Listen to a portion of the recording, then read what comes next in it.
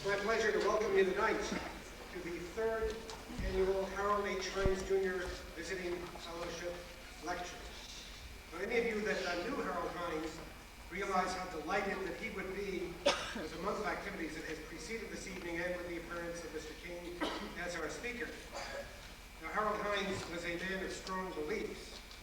He was a man who believed that we should live according to our convictions, and he insisted upon the fact that the trustees, faculty, and all who were connected with our school insisted that we all recognize that this school must strive to make a significant contribution to society.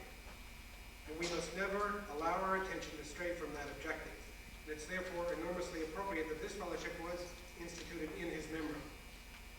Let me read to you very briefly the words from the minutes of the Board of Trustees about the Harold Hines Fellowship.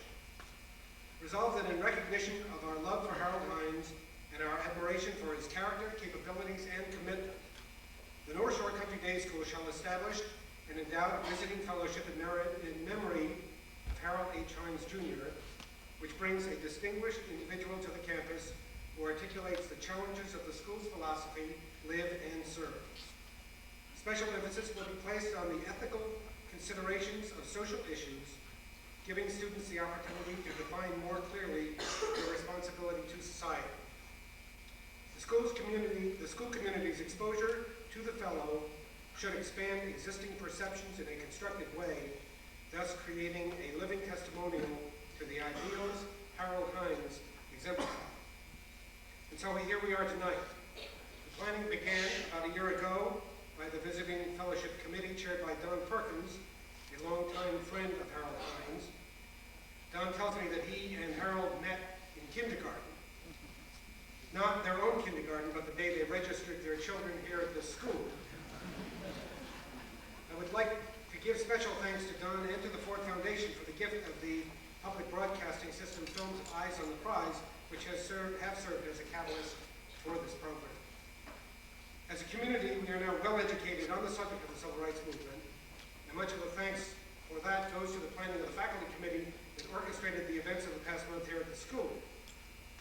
So now it is my pleasure to introduce to you Scoot Diamond, the head of the upper school and chairman of that committee, who will then introduce to you Dexter King. Scoot Diamond richly deserves a round of applause to thank him for all of the effort and expertise that he has brought to this project.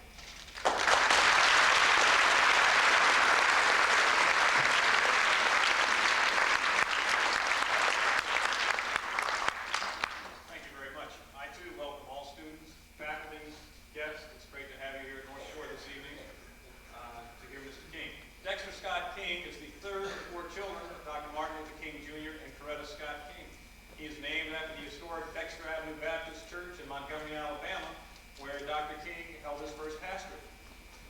He went to Morehouse College, and he is currently president of Visionary Development Corporation, an Atlanta-based consulting firm. He has also served as special assistant to the president of the Martin Luther King Jr. Center for Nonviolent Social Change. In that capacity, he has traveled around the world, West Indies, Nigeria, around the world, across the United States to help promote his father's legacy of peace and social justice. He served as executive producer of a record and video project celebrating the federal observance of Martin Luther King's birthday.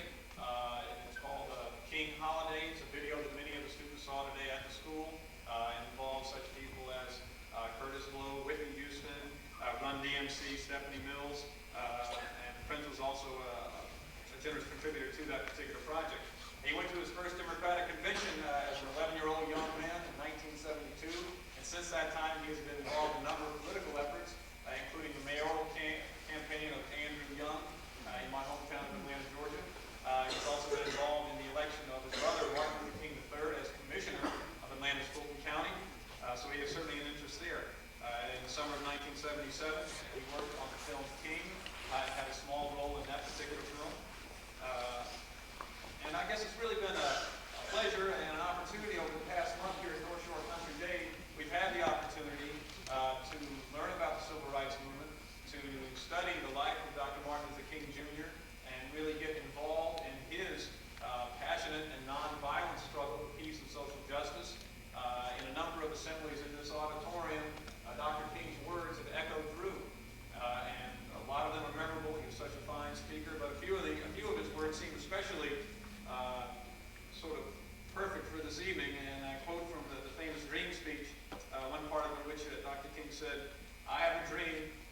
day my 4 little children will live in a nation where they will be judged not by the color of their skin, but by the content of their character.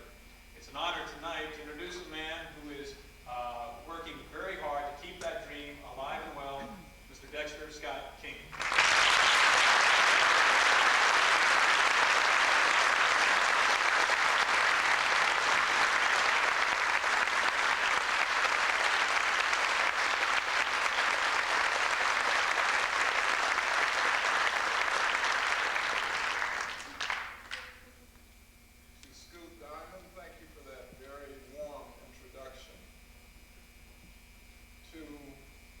Headmaster, to the Board of Trustees, to faculty, staff, students, and most importantly to the Harold Hines Fellowship Committee. I am most privileged and I feel most honored being here this evening to speak to you.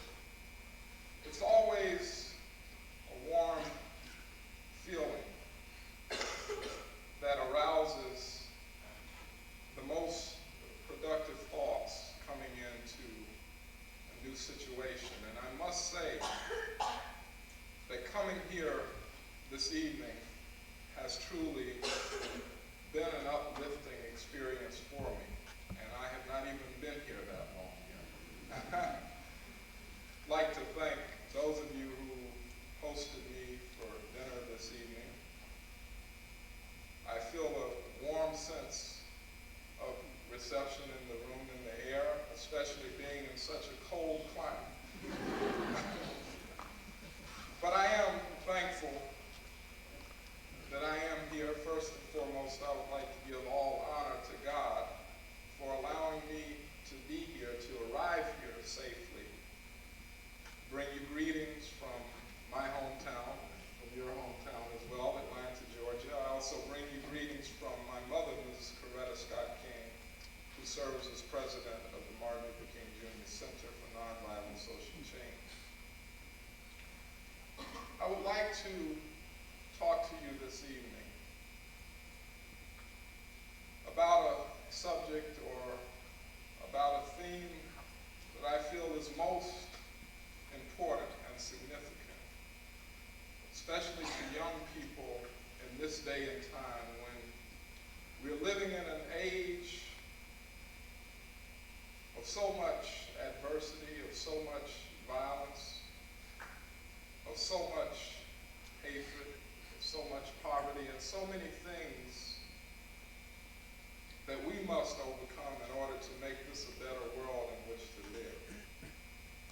So I think that it's most appropriate to speak to you on the subject of being your best self, that you may be judged a good and faithful servant.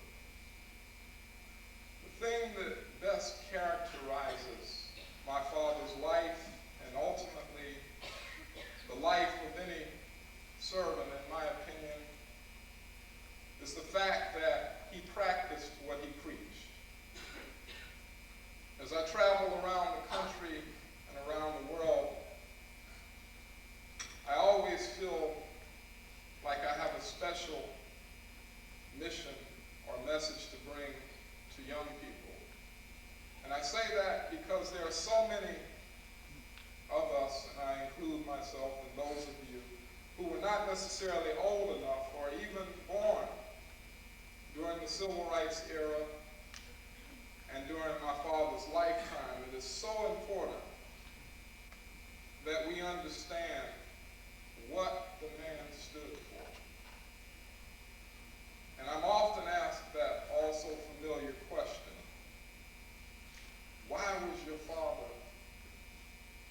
considered such a great man? Why do we have a holiday?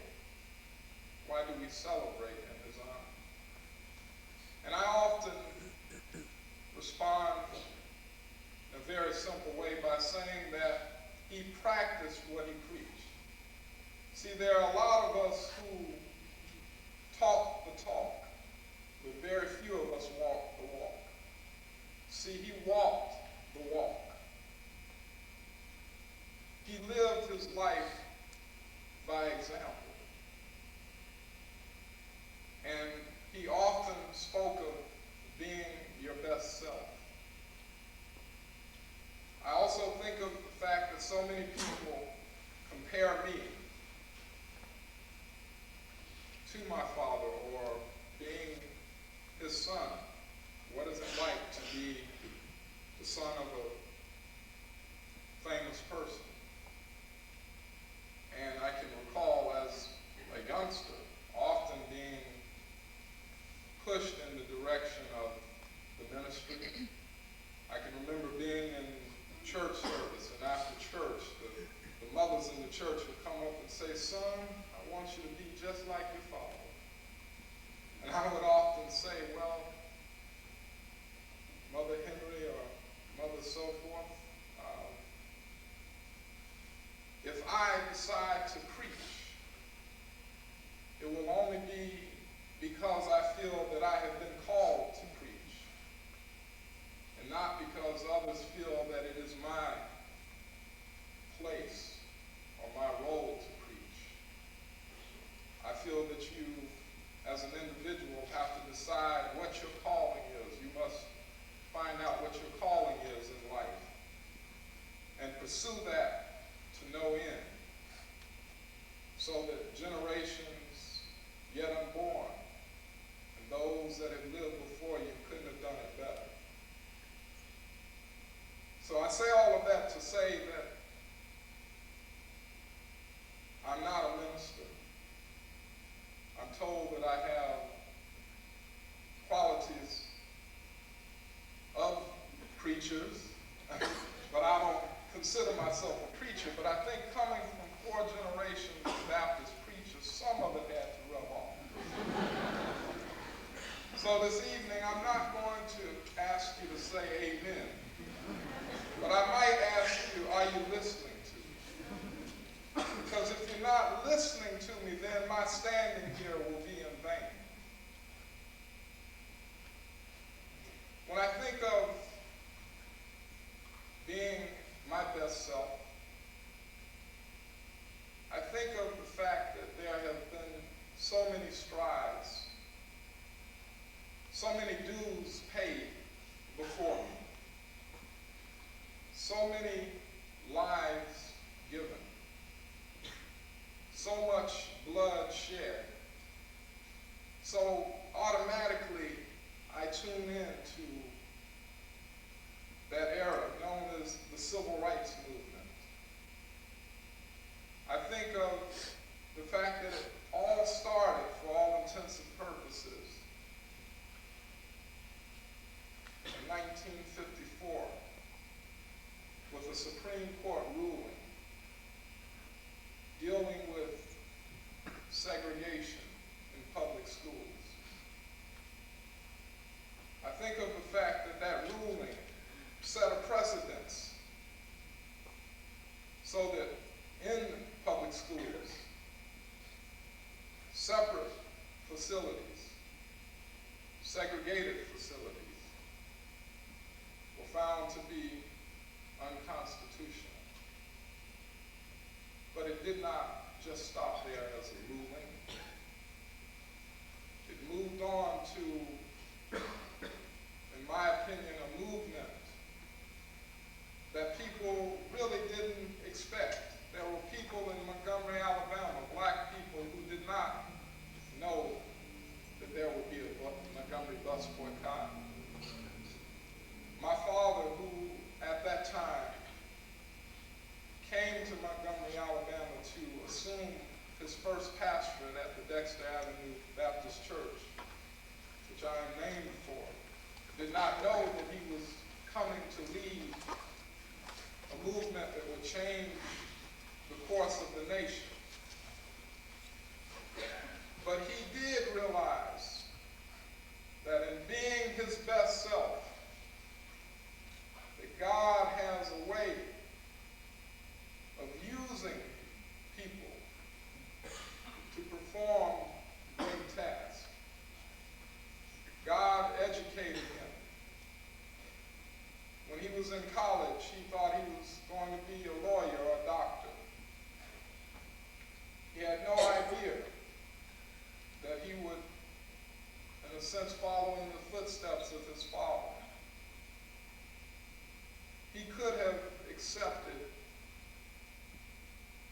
easy role as a co-pastor or assistant pastor as an apprentice under his father, but he chose not to start his life in that way, but to be educated to the fullest, to learn about nonviolent resistance, to learn about social justice. As you know, one of his greatest influences being Mahatma Gandhi, teaching him the technique of nonviolence. Mahatma Gandhi provided that blueprint, the influence of the resources by which he could go into Montgomery, Alabama and be a pastor, but then ultimately be a leader at the time, in a time where leadership was needed. But being your best self, that you may be judged as a good and faithful servant, also means that you cannot be out front for the sake of self-serving needs, your own needs. And I think about what you're doing here at this school and how the emphasis is placed on community, on family. Nobody's a star. There are no prima donnas. Everybody's participating, playing their part so that everybody can benefit. My father understood that in order to be worthy, you must live a committed life. And a committed life means serving others. When Judgment Day comes around, the question is not going to be what did you do for you or yourself. It's going to be what did you do for your fellow man. It's very easy to build yourself up, to prop yourself up. Anyone can do that.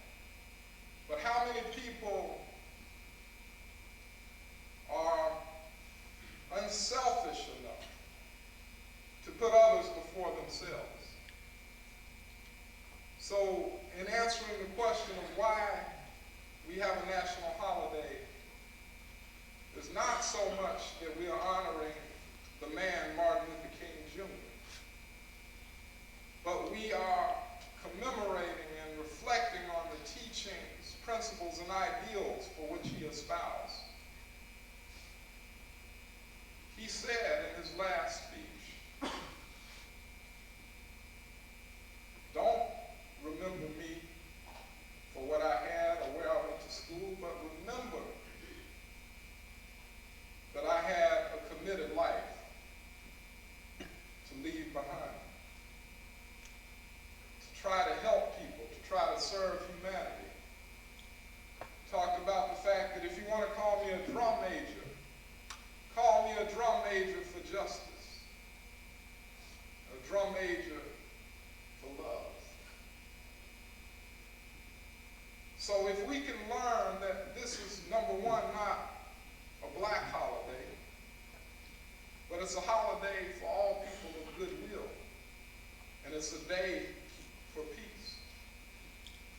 We celebrate it as the country celebrated and even the world celebrated by having a series of programs, lectures, seminars, and sessions in Atlanta at the King Center, which culminated on the actual holiday with a march and parade. And when I think about this being the third year that we've celebrated the holiday,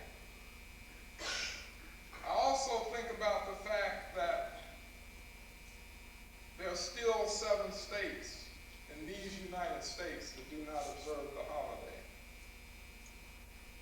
which tells me that what you're doing here is right in line with what needs to be done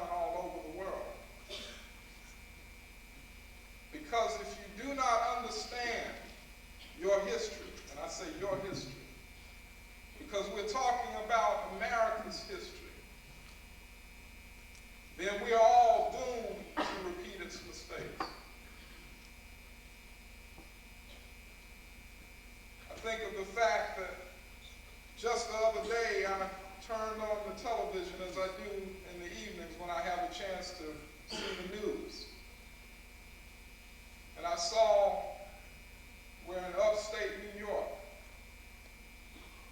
a young black woman was molested by, I believe, 6 men. Not that it really matters, but these happen to be white men. And I say it does not matter because wrong is wrong, no matter who perpetrates the crime. But when I heard that not only were there 6 white men that molested this young woman, they also branded or carved the Ku Klux Klan insignia on her chest. And these were young men. And I asked myself, you know, I used to be a little naive growing up. And it's really strange because I attended a school very similar to this and during my primary education. So I was in a school, I guess, where the percentage of black students may have been 2% between the ages or grades 1 through 9. And I never really saw prejudice in that way or racism in that way.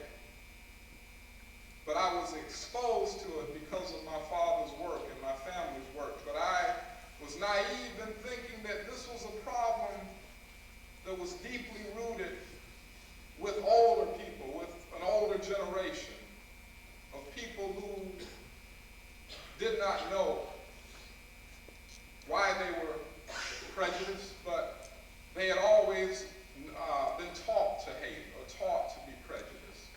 So in my mind, in my adolescent mind, I would think or say to myself that once the older people, the torchbearers of racism are gone and deceased, that racism would be dead. But then my eyes were open. And that's when I began to see that the struggle was not over. Because it's not an issue so much anymore of black and white as much as it's the haves and the have-nots. We are commanded by God, those of us who have been fortunate enough to rise above poverty, to rise above adversity, to give something back. So by serving others and being your best self, when Judgment Day comes around, I don't know about you, but I want to be able to hear, my son, you've been a good and faithful servant. Carry on. And I don't say these things to make any of you feel self-conscious or for you to feel that I am bringing up issues that we all know about, because we do. We see it every day in the papers and the news. It's only to remind you that by doing what you're doing and continuing to do what you're doing, you will be able to enlighten others whose eyes may be closed or whose minds have been sheltered, so that we can really live up to the true meaning of what this country was built on and founded on. Life, liberty, and the pursuit of happiness. And I know as I travel around speaking to young people that I have a mission, that I have something to give. Yes, I've suffered, I've been through tragedy. I've lived a life of being in danger, but I also know that there is a God that protects us all. So my carrying on has the spiritual connection that my family has had with God that has kept us going.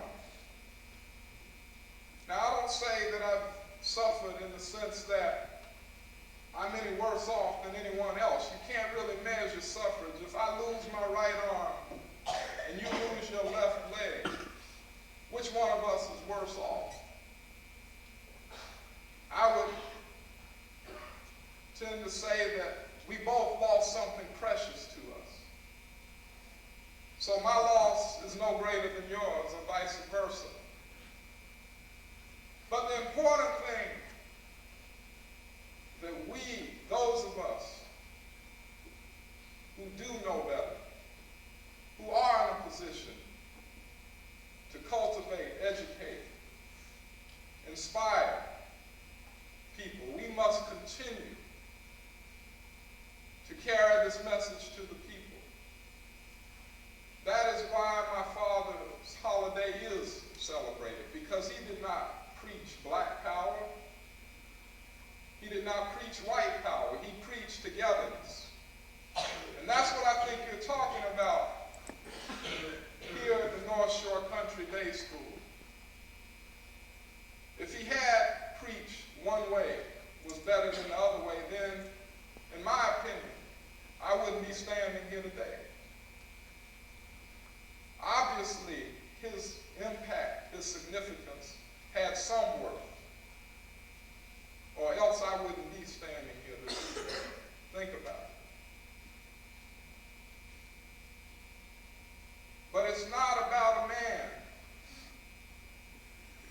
as much as it's about a dream and about a hope that one day, as he said in his famous I Have a Dream speech, my 4 little children will live in a society where they will be judged by the content of their character and not the color of their skin. I feel like we, as a country, as a race of people, have made a lot of strides, but there's still a journey ahead of us. Furthermore, we must also understand that it's not just here in America that we have to worry about. We've got problems all over the world that ultimately affect us all. As my father said, no man is free until all men are free. He spoke of the 3 evils of the world: poverty, racism, and war. And all of those things are ever present in this day. And I challenge each and every one of you, if you haven't already, read some of his books. Books that he authored 25 years ago, 30 years ago. If it were not for some of the words that he used, or phrases such as Negro, when he referred to the people of the times, the term that was used at that time, you would attest to the fact that you were looking at today, that you were reading a revelation about today, and this was written 30 years ago. Yes, he was ahead of his time, but I think most impactful people are. How many of you have great ideas? I know I was a very ambitious child, and I still am to a certain extent. Ambitious in the sense that I have a lot of goals. And I feel like I can do a lot of things. But those of you who may share that sentiment, I'm sure there have been times when your parents or your friends may have said, you slow down, you're moving too fast. You can't accomplish all of those things. So it does not really bother me, or it does not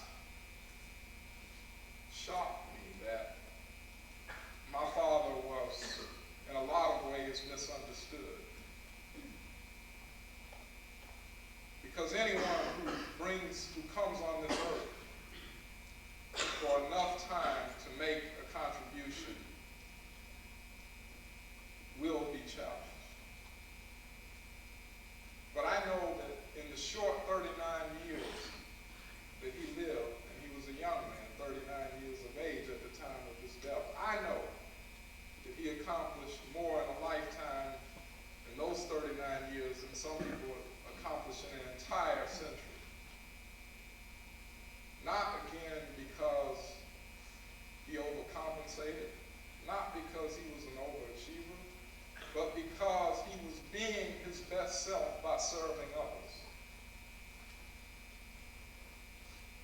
I think of when he won the Nobel Peace Prize in Oslo and in 1964, and there was a prize awarded with the Nobel Peace Prize, and I always think of this when I'm speaking because I had the distinct pleasure of speaking in the same auditorium in Oslo, Norway about a year ago.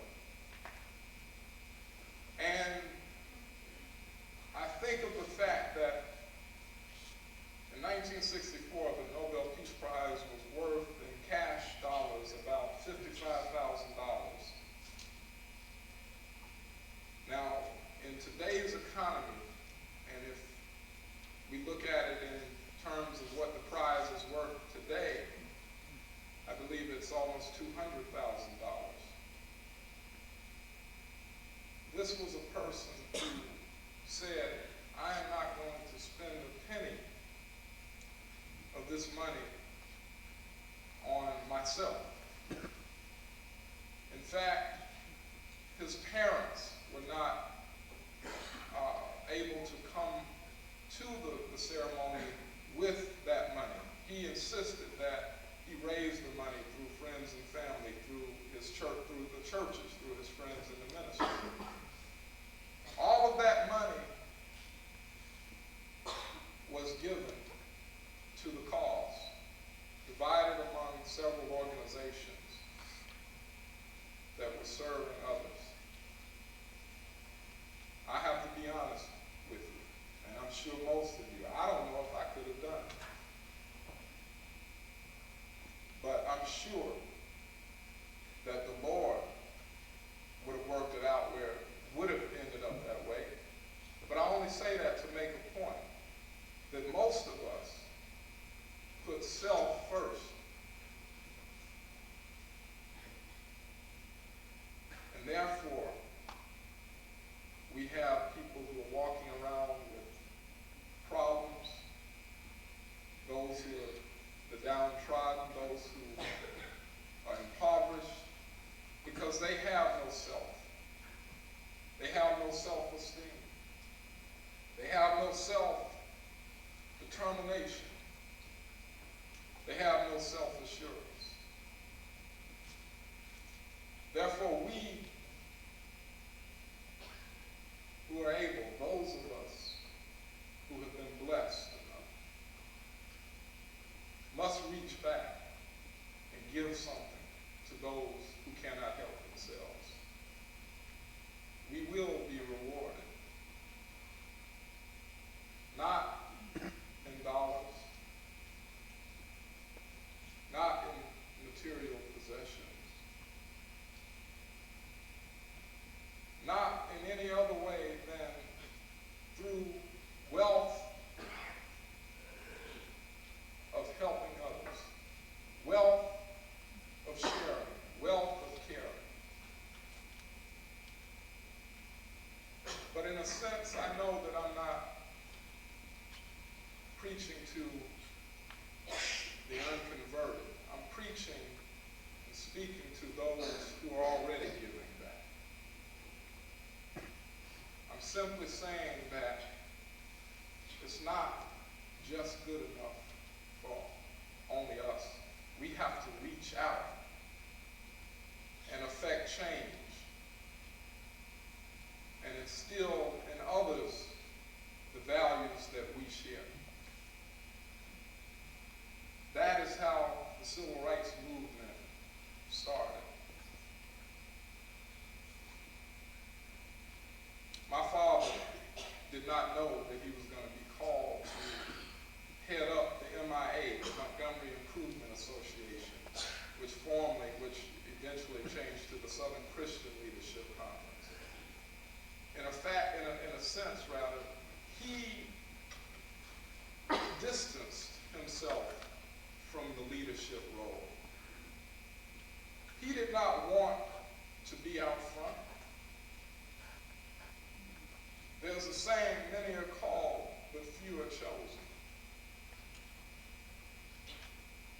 In my opinion, the best leaders are those who do not anoint themselves.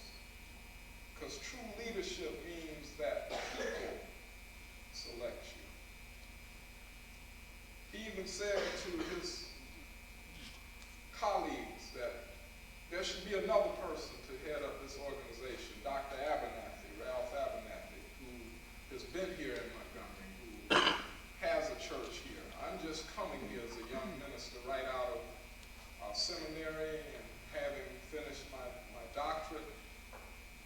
He was saying that all I want is to serve my church and to serve my congregation. And they said, no, Dr. King,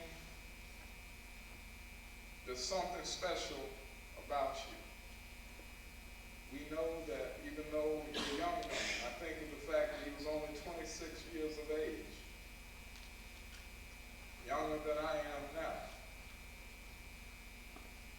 But yet, he was able to impact upon people's lives because he served others, and they saw that. Rosa Parks, when she sat down on the bus and refused to give up her seat, did not know that there was going to be a Martin Luther King Jr. coming in to arouse the consciousness of the city of Montgomery. She simply did not feel like getting up that day. But I say that if she had gotten up, we would not be able to sit down. So I thank God that she didn't get up. But you know, the Lord works in mysterious ways. And I also know that when my father's house was bombed in Montgomery, that if the Lord had not been working, then I wouldn't have even been here, because I was before my time. If he had died or sneezed when he was autographing his book in New York, in Harlem, in a department store, if he had sneezed, I wouldn't be here. So I thank God that he didn't sneeze. But again, the Lord works in mysterious ways. So at the time of his death, I asked myself, why did he have to die?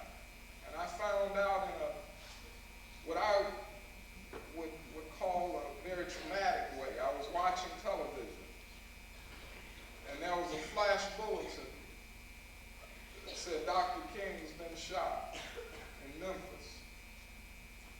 Right away, I ran back to my mother's room, and I could tell something was wrong because she was collecting her things and moving around her room. But being the inquisitive person I was, I pressed on to ask questions, and she said, well, something has happened to your daddy. I don't know how serious it is, but I have to leave. And then I realized that the house was beginning to fill up with friends and family, so I knew that something was wrong. Didn't know how serious it was. And I only say this to say that yes, I have experienced a lot of tragedy. In my lifetime, 4 of my closest relatives have passed in a period of 10 years. First my father, then his brother, and then 4 years after that, my grandmother, who was gunned down in the church playing the Lord's Prayer. So I'm not talking to you as someone who is standing on a podium. I'm testifying because I know that through faith and belief that you can overcome. I think of the fact that I could have been strung out on drugs, I could have been in jail, I could have done a number of things.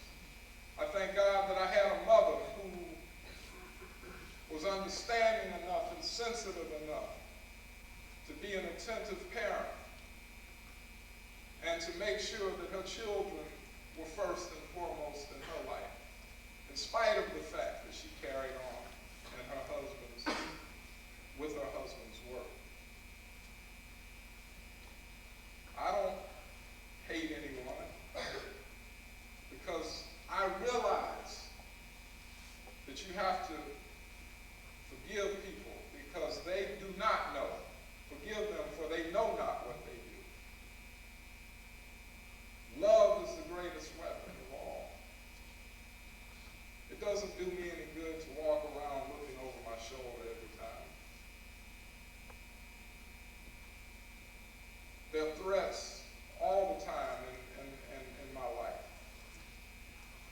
grew up with threats, but that doesn't bother me.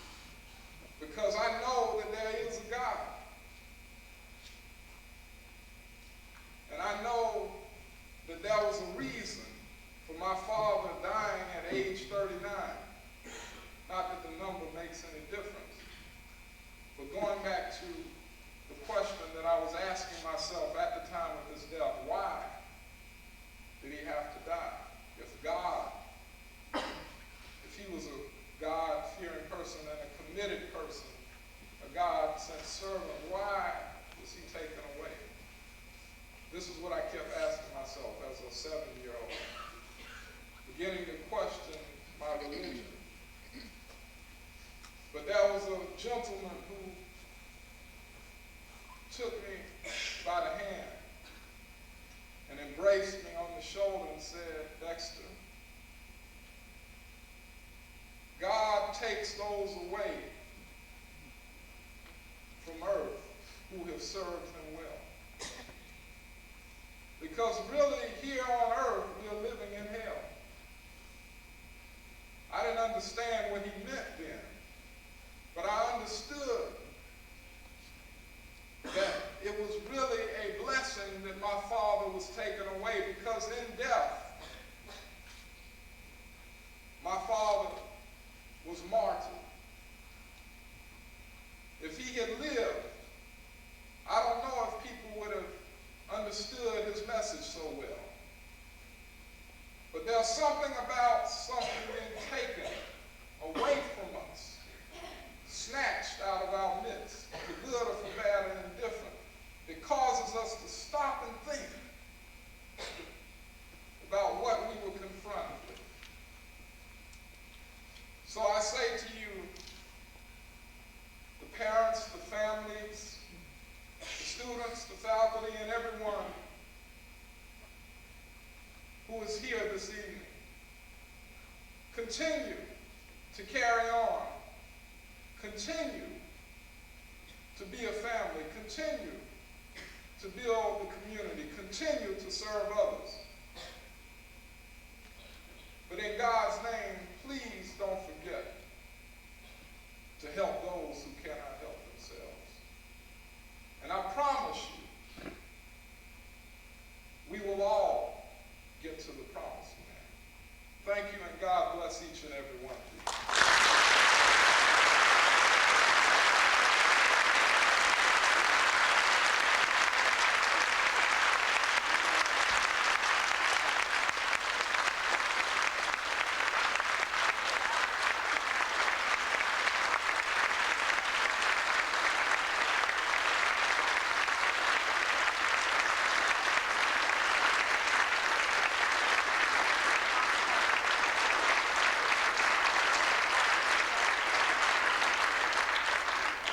Thank you very much for that very moving testimony.